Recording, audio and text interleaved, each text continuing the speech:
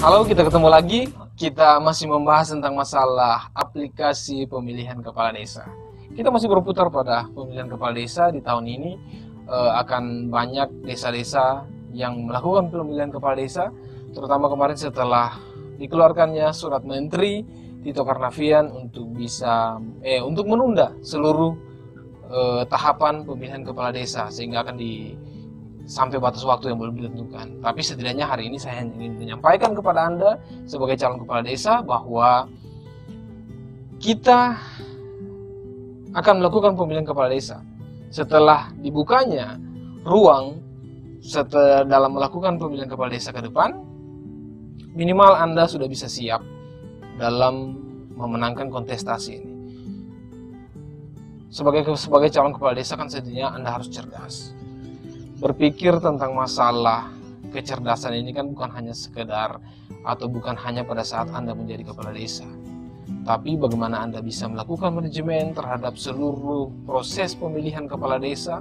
Itu adalah salah satu bukti bahwa Anda bisa dan Anda layak untuk menjadi kepala desa itu sendiri.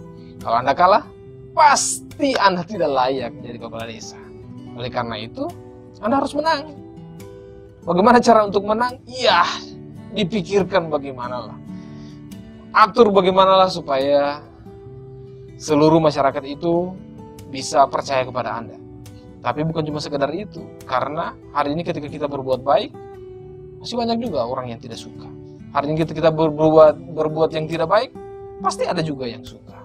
Sehingga memang dalam proses pemilihan kepala desa seperti ini, itu kemampuan secara individu kepala desa itu sangat dibutuhkan. Oleh karena itu memang kepala desa sekalipun dan sebaiknya ketika dia cerdas atau dia aktif dalam kegiatan-kegiatan kemasyarakatan, minimal dia juga harus bisa melakukan manajemen terhadap proses pemenangan ini. Ingat, dalam pemilihan kepala desa seperti ini, kita fokus dan Anda harus berpikir fokus terhadap proses pemenangan. Ini bukan proses untuk menjadi kepala desa. Sehingga kadangkala calon-calon kepala desa yang tidak mengerti dengan situasi seperti ini, mereka selalu berpikir dan mereka akan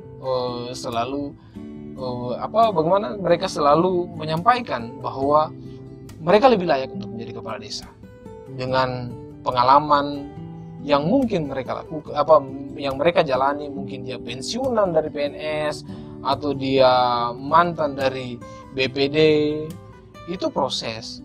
Itu memang kemampuan-kemampuan seperti itu memang layak dan wajib untuk dimiliki seorang calon kepala desa. Tetapi yang kita bahas dan Anda harus bisa fokus bahwa proses pemenangan ini bukan bicara tentang masalah kemampuan secara individu dalam menjalankan pemerintahan, tetapi kemampuan kepala desa untuk melakukan manajemen, bagaimana mengatur tim-tim sukses biar bekerja secara efektif.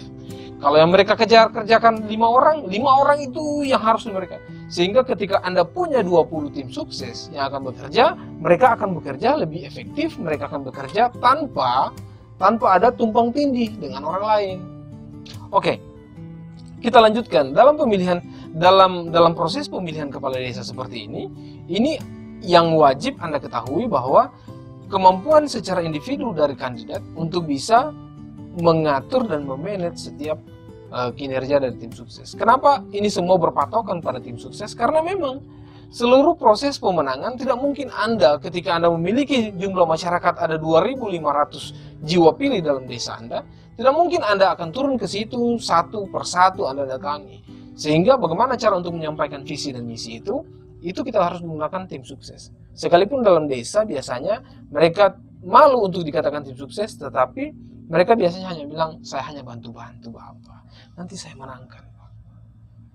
Tapi sebenarnya kinerja mereka adalah kinerja tim sukses. Sehingga kita berbicara, mereka harus bekerja sesuai dengan panduan yang diberikan oleh kandidat. Kandidat hari ini, bagaimana mereka bisa mengatur sebuah manajemen, sedangkan dalam perjalanan hidup mereka tidak masuk dalam dunia politik seperti ini, dunia bagaimana untuk bisa mencapai tujuan menjadi pemimpin dalam proses pemilu atau proses demokrasi seperti ini. Karena itu, bagaimana Anda harus bisa mencari literatur dan literasi terhadap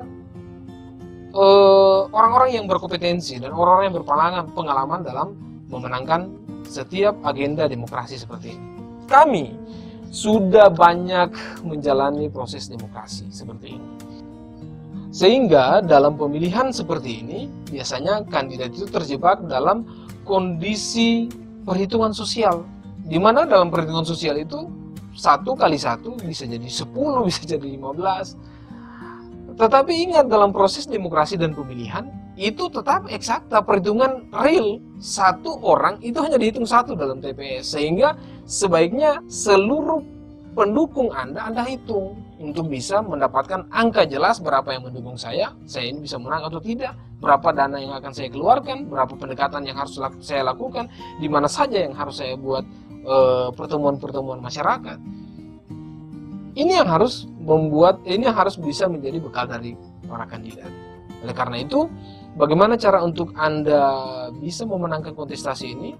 Pertama, Anda harus memiliki sebuah manajemen yang solid untuk bisa mengatur seluruh kinerja dari tim sukses.